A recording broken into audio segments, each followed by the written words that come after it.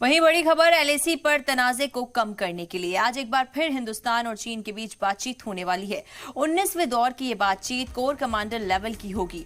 दोनों ममालिक के बीच सरहद तनाजे को कम करने और टकराव वाली बाकी मकाम से फौजियों को पीछे हटाने का अमल जल्द पूरा करने को लेकर चर्चा की जाएगी।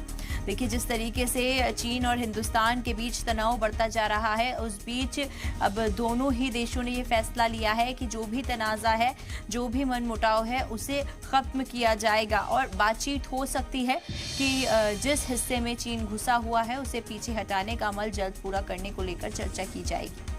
तो यहाँ पर सरहद पर एलएसी के मुद्दे पर आज हिंदुस्तान चीन के बीच बातचीत होनी है।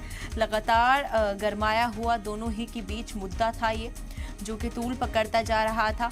हालांकि कहा जा रहा था कि चीन हिंदुस्तान की सरहद पर घुसकर कब्जा कर रहा है, तो वहीं लगातार इन खबरों को मुकारा जा रहा था। तो वहीं इस बीच ये एक बड़ी खबर है कि चीन और हिंदुस्तान दोनों ही चर्चा कर सकते हैं। तो एलएसी के मुद्दे पर चर्चा की जा सकती है।